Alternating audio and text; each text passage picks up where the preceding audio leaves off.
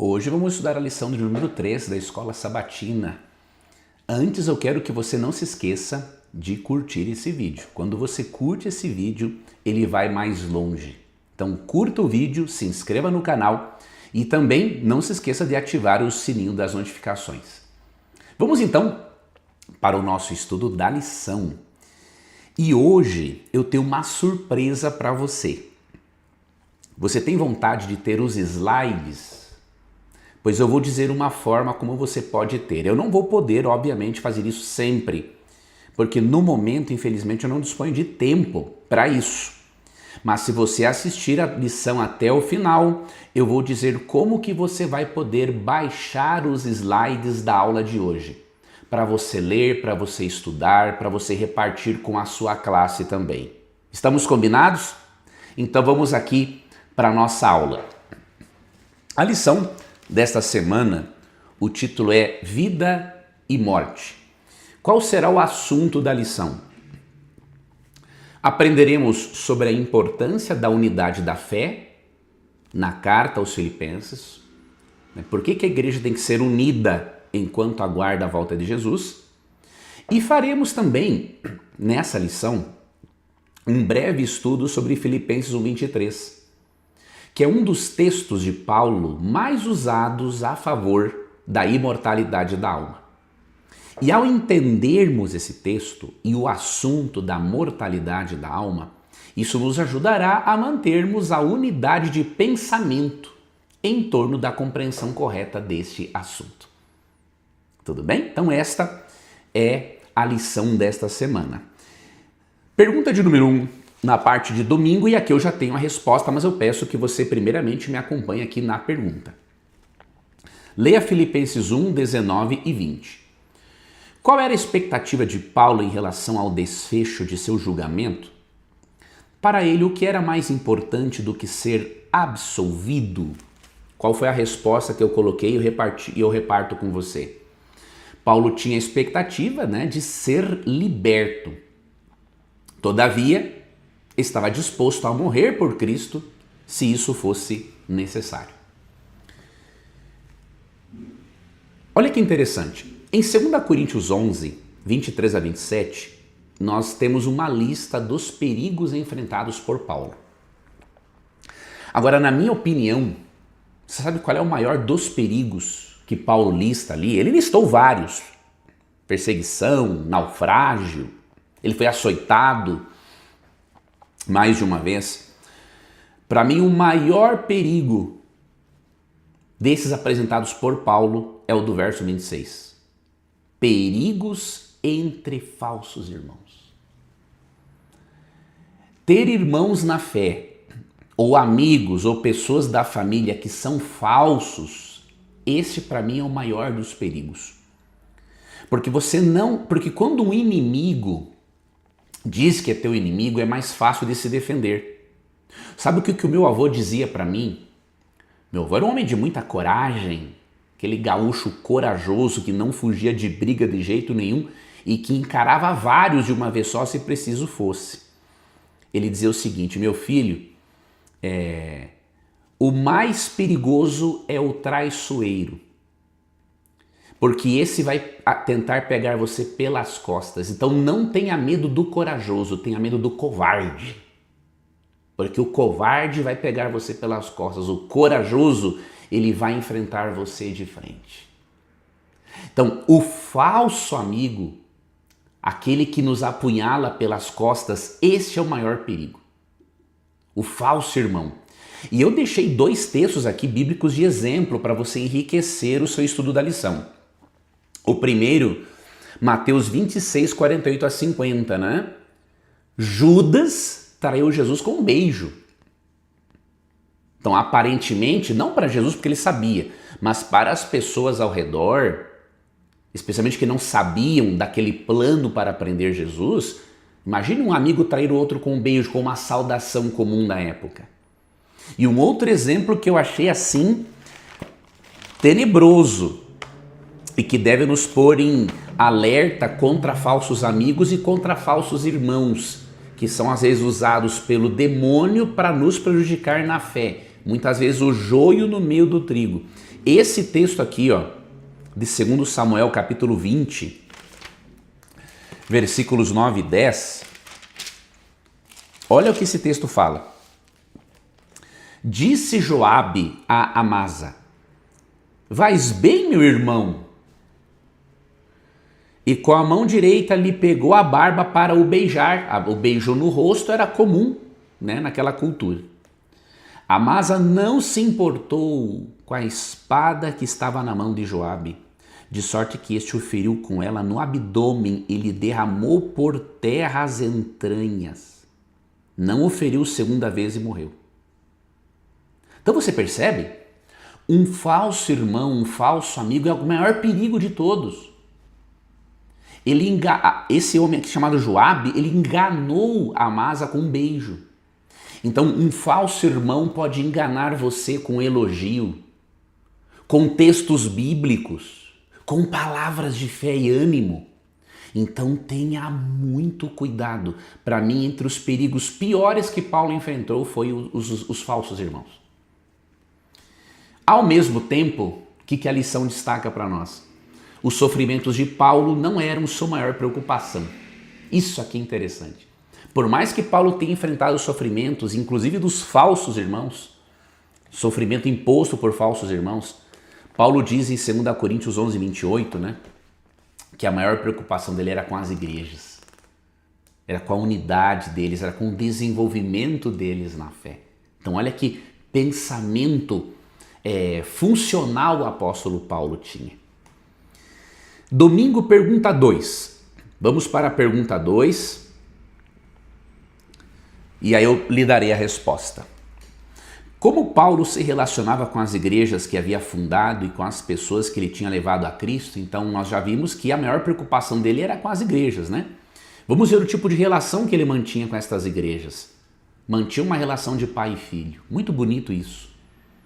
Ele demonstra uma preocupação e ele fala isso nos textos que a lição disponibilizou, por exemplo, Gálatas 4,19, né? Ele diz aqui que ele os via como filhos. Então esta é a relação que ele tinha para com a igreja. Ou seja, o apóstolo Paulo ele gastava e se deixava gastar pelos irmãos, né? Ele gastava dos próprios recursos. Lá em Atos 17, ele construía tendas para ter recursos e para, em certas ocasiões, não ser pesado para os irmãos. Já na carta aos Filipenses, ele agradece a eles no capítulo 4 por manterem ele no ministério. Mas já Paulo fazia de tudo. Ele gastava e se deixava gastar pelos irmãos. E em Atos dos Apóstolos, página 295, temos uma citação muito interessante que a lição nos disponibilizou, que é a seguinte: a paciência e o bom ânimo de Paulo durante sua longa e injusta prisão, bem como sua coragem e fé, era um constante sermão. Então, quando você é paciente, tem bom ânimo, mesmo diante das situações mais adversas, quando você demonstra coragem, isso é um constante sermão. Para sua esposa, para o seu marido, para os seus filhos, para os seus familiares, para os seus vizinhos. Então, por meio da nossa vida, nós podemos estar pregando um sermão de uma forma diária e constante. Agora tem um detalhe: não confunda paciência com passividade. Você precisa harmonizar e viver ambos os textos que eu coloquei aqui para você. Romanos 12, 17 e Provérbios 14, 7. Por quê? Romanos 12, 17 diz que não devemos pagar o mal com o mal. Só que isso não significa ser passivo e ficar tomando pancadas de todos os lados, sofrendo abuso emocional e psicológico. Por quê? Você não pode considerar um texto isolado. Romanos 12, 17 ensina a não pagar o mal com o mal. Mas o que Provérbios 14, 7 também diz? Foge da presença do homem insensato, ou seja, do tolo, porque nele não divisarás lábios de conhecimento. Então o texto é claríssimo. Então você não paga o mal com o mal, mas você mantém um afastamento saudável de pessoas tóxicas, venenosas que querem prejudicar você. Então, não confunda a paciência do apóstolo Paulo com passividade. Lembre que no momento, quando ele foi açoitado, ele não pagou o mal com o mal, lá em Atos. Só que ele, quando quiseram dispensá-lo por descobrir que ele era um cidadão romano e não poderia ser açoitado, ele falou, não, que eles venham aqui me libertar. Né? Então, ele não confunda deixar de se vingar, porque Deus não quer que nos vinguemos, mas com passividade absurda. O cristão não é chamado para ser o quê? Um bobo, tá bom? Segunda-feira, pergunta 3. Vamos aqui para segunda-feira, pergunta 3. Qual é a base da guerra que enfrentamos e quais são as nossas armas? 2 Coríntios 10, 3 a 6, que é o texto para a leitura e a resposta que eu deixei aqui para você. As ideias existentes no âmbito espiritual e que passam a fazer parte da nossa realidade terrena. Então, a base da guerra que enfrentamos são as ideias. Essas ideias, elas se originaram no âmbito espiritual. Existe um conflito entre o bem e o mal. Por trás da nossa realidade, por trás dos nossos bastidores, há uma guerra entre Cristo e seus anjos e Satanás e seus anjos. E as ideias que existem neste âmbito espiritual, elas passam a fazer parte da nossa realidade também, elas se refletem na nossa realidade.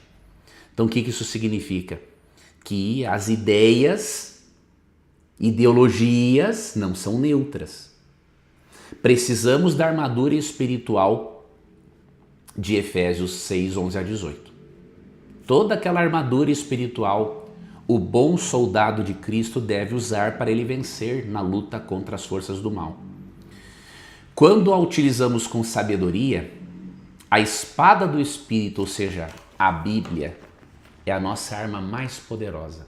Por que a lição colocou ali quando a utilizamos com sabedoria?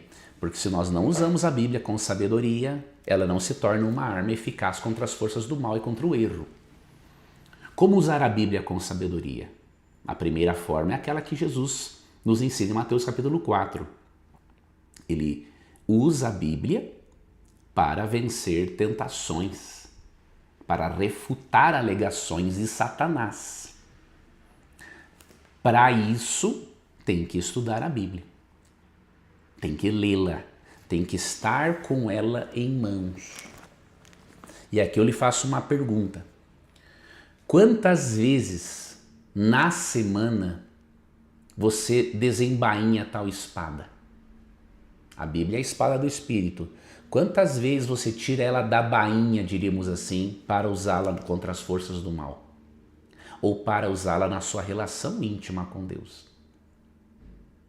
Veja, se Satanás atua contra você todos os dias, como que você não vai ler a Bíblia todos os dias?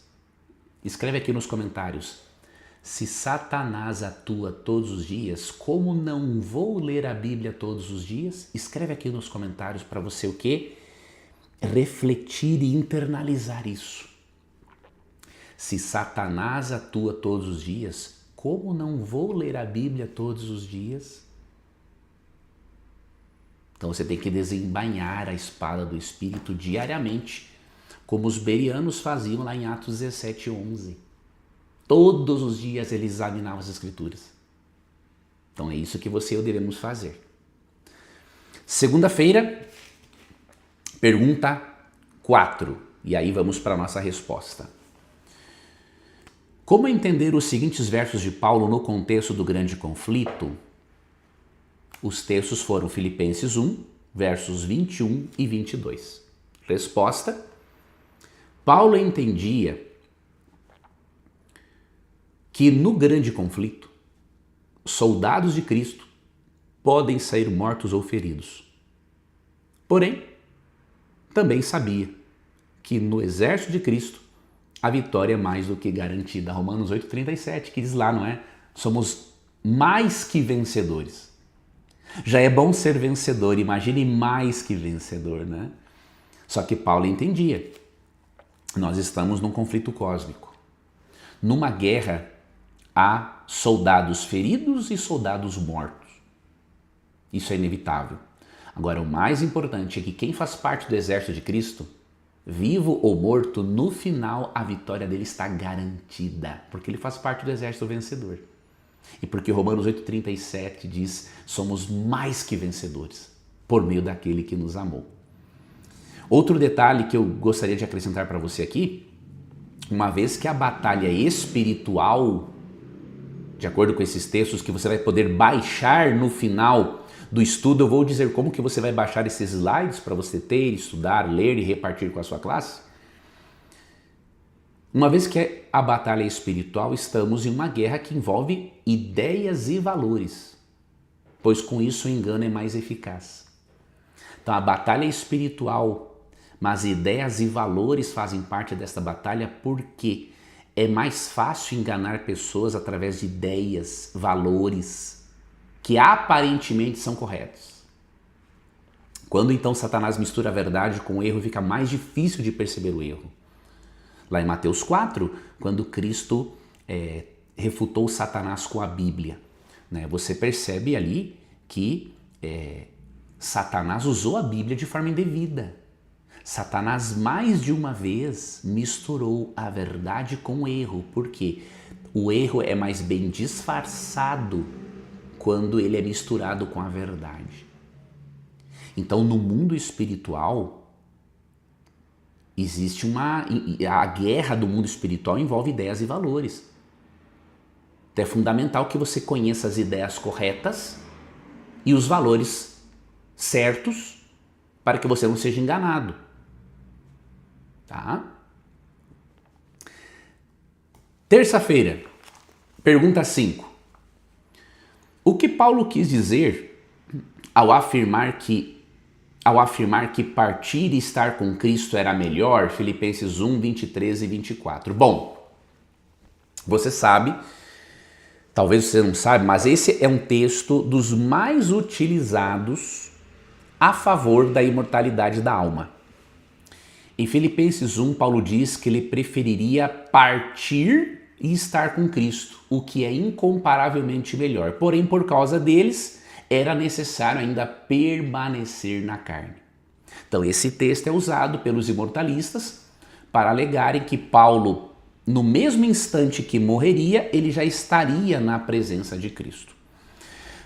Para você explicar esse texto, eu deixei aqui, eu já vou mostrar melhor para você esse slide, uma tabela que vai lhe ajudar na interpretação. Eu já coloquei aqui a resposta, mas antes de ler a resposta para você, eu quero aqui mostrar como que você pode considerar esses termos de Paulo no contexto, para você poder entender o tema.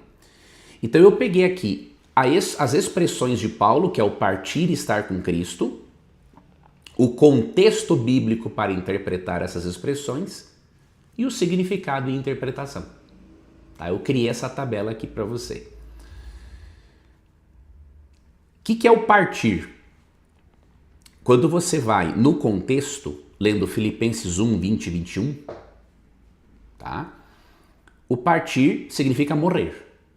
Então não há dúvidas, quando Paulo fala em partir, ele desejava morrer. E quando você lê o contexto, você percebe, ele estava cansado das suas lutas como apóstolo. E ele tinha certeza da salvação em Cristo. Então para ele, descansar na morte, desde que ele estava cumprindo a sua missão com perfeição, não tinha problema nenhum. Então isso que significa partir, então realmente é morrer. Mas Leandro, então isso significa que o estar com Cristo é ir para o céu, como os imortalistas dizem? Não. Por quê? A expressão estar com Cristo, quando você lê o contexto para interpretar essa expressão, você percebe algumas coisas interessantes. Primeiro, em Filipenses 3,11 fala da ressurreição. 2 Timóteo 4,8 fala da segunda vinda. Ele fala o seguinte, que a coroa da justiça estava guardada para ele e que ele receberia esta coroa da justiça junto com aqueles que creem em Jesus na segunda vinda. Então Paulo não receberia a coroa da justiça por ocasião da morte. Então leia 2 Timóteo 4,8. 1 Tessalonicenses 4, 13 a 18, bem como 1 Coríntios 15, 18, 23 e 51 e 55, falam da morte como um sono e que a ressurreição será o momento em que a pessoa terá consciência para receber a coroa da justiça. Então, o estar com Cristo, de acordo com esses versos e com o contexto, qual é o significado e interpretação? Na terceira parte da tabela. Estar com Cristo na segunda vinda gloriosa, após a ressurreição e glorificação do corpo. Então, o que Paulo está dizendo aqui? No contexto, que ele preferiria partir, ou seja, morrer, descansar do seu trabalho, mas o estar com Cristo de forma consciente seria na sua segunda vinda, após a ressurreição do corpo. Esse é o contexto. Então, há um intervalo de tempo entre o partir e o estar com Cristo. Não é imediatamente após a morte. O partir é morrer, mas o estar com Cristo é na segunda vinda, após a ressurreição do corpo. Tá bom? Então é isso que nós devemos aqui considerar no contexto. Outra coisa que eu quero aqui mostrar para você, deixa eu voltar aqui para o slide. É isso aqui, ó. Tem mais algumas informações aqui úteis para você. Para o cristão, morrer é lucro, porque sua identidade está gravada com Deus.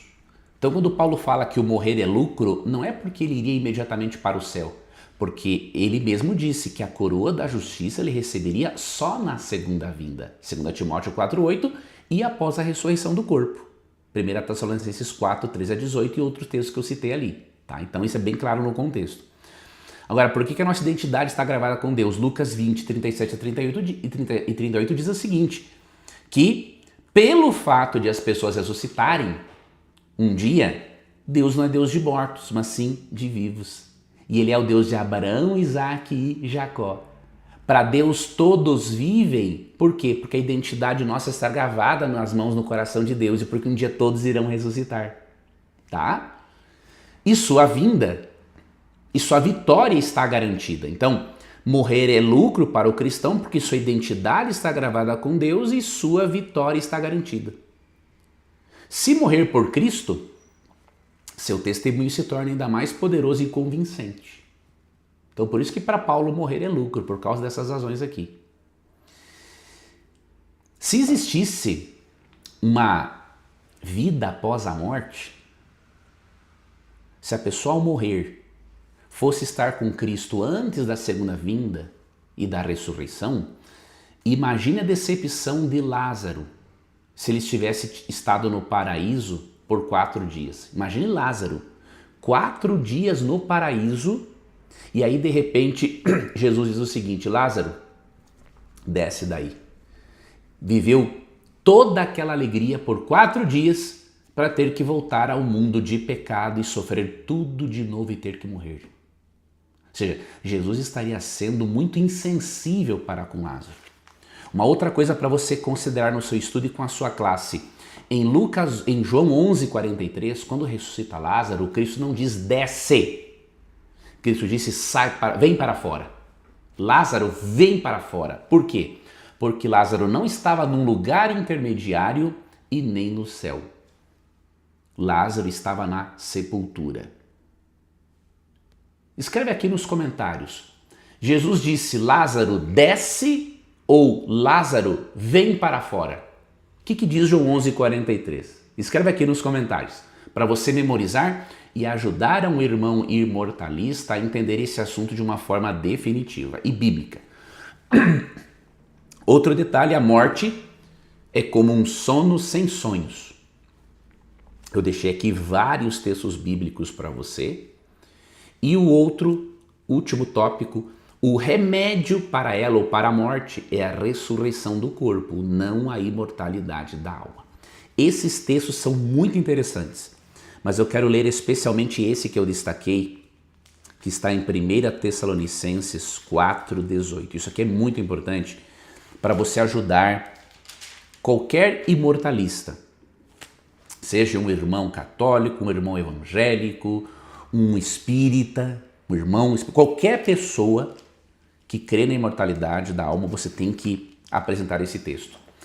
Depois que Paulo fala da ressurreição, da transformação do corpo e da segunda vinda, olha o que ele fala no verso 18. Consolai-vos, pois, uns aos outros com estas palavras. Isso aqui é muito sério.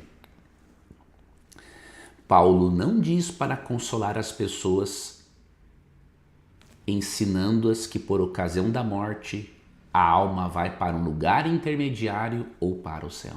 Não.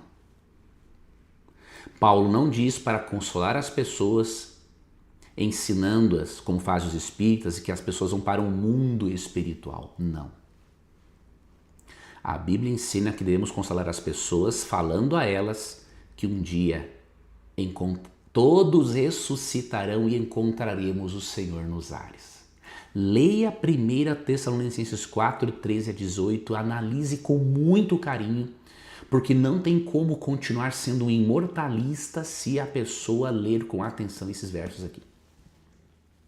E explore especialmente esse verso 18 na sua classe da lição da escola sabatina. Combinado? Quarta-feira, pergunta 6. Vamos lá, estamos indo para o final da lição. Leia Filipenses 1, 27 e compare com João 17, 17 a 19. O que Jesus e Paulo afirmaram ser indispensável para a unidade da igreja, isso aqui também é muito importante. Antes eu quero perguntar uma coisa, você já se inscreveu no canal, curtiu o vídeo e ativou o sininho das notificações? Se você não fez isso, pare de cometer esse pecado, eu tô brincando, né? Mas faça isso agora. Curta o vídeo, se inscreva no canal e ative as notificações, porque assim você me ajuda a fazer com que esse vídeo vá mais longe. Então, faça isso agora, antes de eu dar aqui para você a resposta da pergunta de número 6. Vamos então para a resposta de número 6, já que você curtiu o vídeo. Resposta. O que Jesus e Paulo afirmaram, né, ser indispensável? A palavra de Deus. Sem isso não há consagração e unidade verdadeira. Ah, mas isso aqui vai mexer com muita gente, isso aqui, viu? Que eu vou dizer agora e eu vou dizer, porque a verdade tem que ser dita. Antes de eu dizer o que eu tenho de dizer, João 17, 17. Santifica-os na verdade, a tua palavra é a verdade. Veja, Jesus aqui na oração sacerdotal, ele ora pela proteção da igreja e pela unidade da igreja, para que todos sejam um, assim como há unidade na divindade. Nos versos 21 e 22, por exemplo, verso 21, né? A fim de que todos sejam um, e como és tu, ó Pai, em mim e eu em ti, também sejam eles em nós. Então Jesus ora pela unidade, porém, qual é a base da unidade? Verso 17, santifica-os na verdade. A tua palavra é a verdade. Então, a palavra de Deus é indispensável para a verdadeira unidade da igreja. Não existe unidade fora da palavra. E aqui eu vou dizer uma coisa meio pesada para alguns, mas vou dizer. Primeiro, a desunião na igreja tem origem no orgulho e nas heresias não combatidas. A lição falou, não é, que a desunião na igreja tem origem no orgulho. Eu acrescentei algo mais, mesmo que a heresia também tenha a ver com orgulho de certa forma, mas eu acrescentei outra coisa a mais, porque eu creio que isso é perigoso. É perigoso a igreja tolerar heresias. Quando você lê esses textos que eu disponibilizei para você baixar, depois eu vou dizer como, esses textos falam claramente do perigo da heresia e que nós devemos combatê-las. Só que aqui vai mexer com muita gente. Um pastor ou líder fraco diz para não brigar por causa da unidade. Só que o que ele não considera? Um exemplo, ideias progressistas na igreja. Ah, não vamos brigar por causa de ideias como aborto, né, pena capital, ideologia de gênero, não vamos brigar por isso para preservar a unidade. Esse é um líder fraco. Esse é um líder fraco ou é um pastor fraco. Por quê? A experiência nos mostra na nossa própria igreja que flertar com ideias progressistas é perigoso. Flertar com ideias progressistas é perigoso. Leandro, você está fazendo política na igreja? Eu não faço política. Só que o nível de ignorância é tão grande que quando você fala sobre aborto, pena capital, ideologia de gênero e outras pautas, já dizem que você vota num candidato A ou B. Isso é porque a igreja não está fazendo devidamente o seu papel em relação a esse assunto. E eu falo isso com muito carinho e respeito, e vou fazer um vídeo, tá, sobre isso, antes dos momentos de política. A igreja adventista, sétimo dia, acertou muito de um lado, mas errou de outro. Acertou muito em não tornar o nosso púlpito um palanque. O púlpito não é lugar para fazermos política. O púlpito é sagrado e ali só deve ser pregada a palavra de Deus. Então, nisso, a minha igreja está de parabéns. E eu agradeço a Deus por isso. Agora, a minha igreja errou num ponto.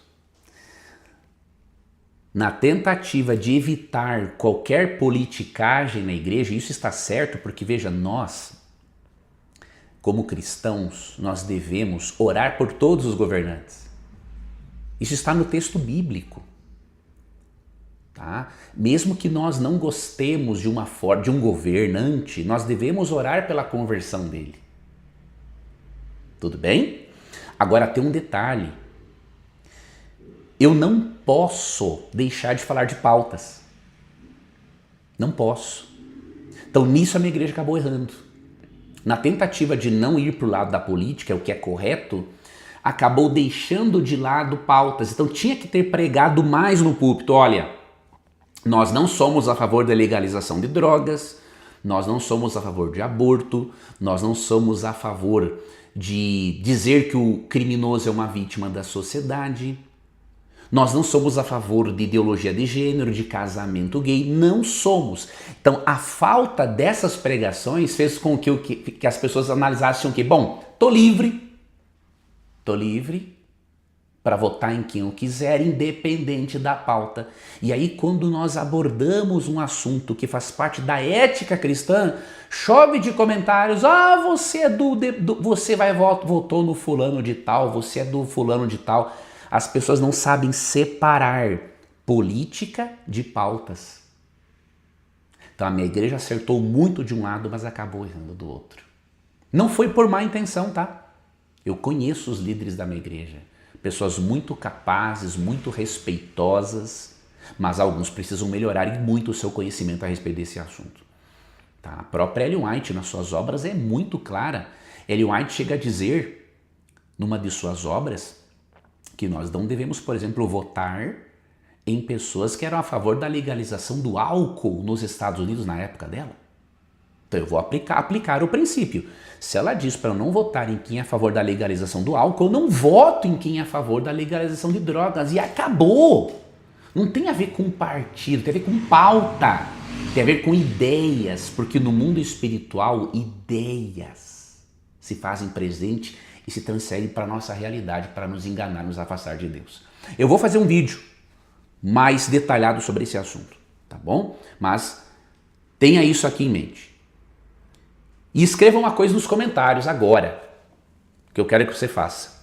Unidade em torno do erro só existe entre os demônios. Você já parou para pensar nisso? Não tem como haver unidade fora da palavra.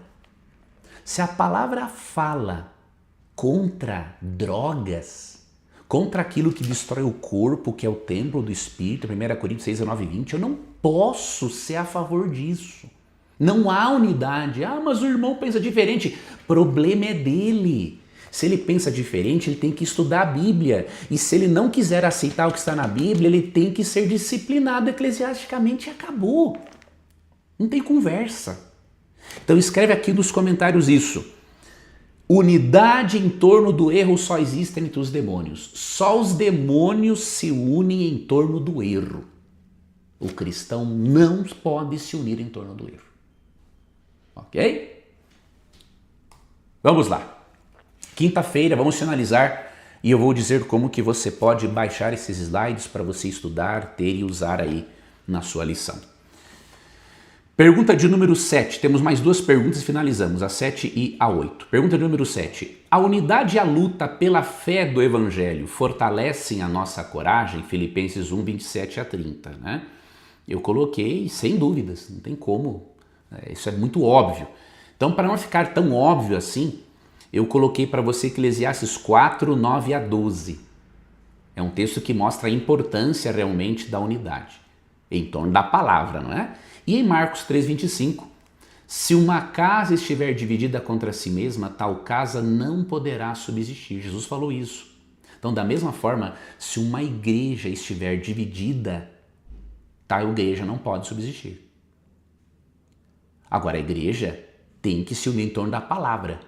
Se alguém não quer se unir em torno da palavra e da verdade, essa pessoa tem que ser ensinada, seguir os passos de Mateus 18, 15 a 18, e se ela rejeitar, convidá-la para sair. Que funde a sua igreja, como alguns progressistas fizeram algum tempo atrás. Não quiseram aceitar o que a igreja ensina, funda a sua igreja, viva lá e faça o que tem que fazer. Tá ok? E o que nós vemos em João 17? Vemos aqui um tripé: mensagem, missão e unidade. Mensagem, missão e unidade. Em primeiro lugar vem a mensagem da palavra de Deus, ela tem prioridade. A Bíblia tem a prioridade. Em segundo lugar vem a missão e aí vem a unidade. Porque eu não posso ter unidade se eu não tenho como base a mensagem. E eu também não posso ter unidade se eu não prego o evangelho, se eu não exerço o meu dom espiritual. Então grava isso aqui. Isso aqui vai ser muito importante para você. Fixa isso na mente também dos seus alunos. Tudo bem? E pergunta 8, e aí vamos para a resposta e finalizamos. Quais são as ideias em comum nos seguintes versos? Os versos que a lição passou foram Mateus 10, 38, Atos 14, 22, Romanos 8, 17 e 2 Timóteo 3, 12. Quais são as ideias? E aqui eu dou a resposta para você para finalizarmos. Sofrimentos e tribulações fazem parte da vida cristã, bem como renúncias. Então isso aqui se encontra, essa ideia, né, se encontra nesses textos. Porém, desde agora, somos mais que vencedores por meio de Jesus Cristo. Então a primeira coisa que você tem que ter em mente: sofrimento e tribulação faz parte da vida cristã. E a renúncia também faz parte. Tem momentos que tu consegue, tem momentos que você não consegue. Pede perdão a Deus, se apega à graça de Jesus e não desista, não desanima, continua crescendo. Porque o perdão de Deus está disponível para você, tá? Outra coisa importante que eu queria destacar para você: pessoas justas sofrem em um mundo injusto. Lembre-se de Jó. A Bíblia, Deus mesmo diz que Jó era um homem justo, o homem mais justo e íntegro da sua época. Porém, nós estamos num mundo injusto. Então não tem como ser diferente. Se estamos num mundo injusto, pessoas justas sofrem, porque vivemos num mundo injusto, contaminado pelo pecado. E o terceiro aspecto: se você tiver de sofrer, sofra por Cristo e por fazer o que é certo. Romanos 8,17 fala para sofrermos por Cristo, e que isso é um privilégio.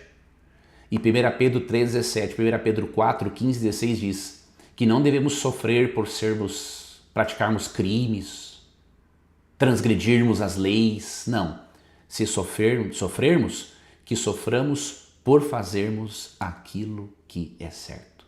Se você sofrer por aquilo que é certo, Deus vai abençoar você. O sofrimento será passageiro, mas a sua recompensa será eterna. E aí, deixa eu colocar mais esse slide aqui para você. Finalizando, você curtiu a aula? Já se inscreveu? Ativou o sininho? Se ainda não, faça isso agora, porque eu vou dizer como que você pode ter esses slides aqui. Como eu falei antes para você, Eu, infelizmente, não poderei fazer isso sempre, né? Por causa do tempo. Talvez eu elabore uma estratégia que me permita ter mais tempo para ajudar você. Mas no momento, né, em que eu não tenho ainda essa disponibilidade, o que eu vou recomendar que você faça agora? Que você baixe os slides na descrição do vídeo. Tá? Então, aqui na descrição eu vou deixar um link de uma página. Nesta página você coloca ali os seus dados e aí após os seus dados você faz o download deste material, que eu deixei ali em PDF para você baixar, ler, estudar, tudo bem? Então vá na descrição do vídeo e ali você vai poder baixar os slides que eu preparei para você. Eu gostaria de poder fazer isso sempre, mas nem sempre eu vou poder fazer.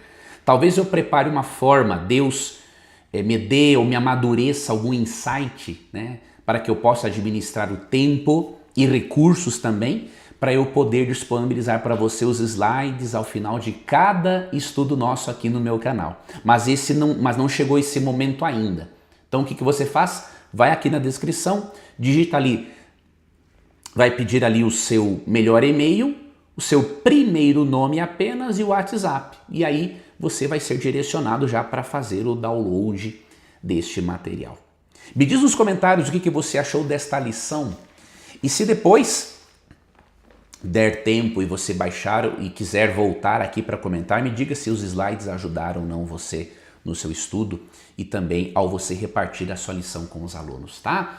Que Deus guie os seus passos, que você tenha um ótimo sábado na presença de Deus, uma sexta-feira muito agradável e que o seu final de semana seja uma bênção. Por falar em final de semana, no domingo eu vou disponibilizar um vídeo que você não pode perder. O vídeo é 7 razões para você não comer carnes imundas. Esse vídeo vai te ajudar muito a entender esse assunto e a ter um material para enviar para as pessoas. Então, no domingo, eu estarei disponibilizando esse novo vídeo aqui no canal. Tudo bem? Que Deus te abençoe, um abraço e até o nosso próximo encontro.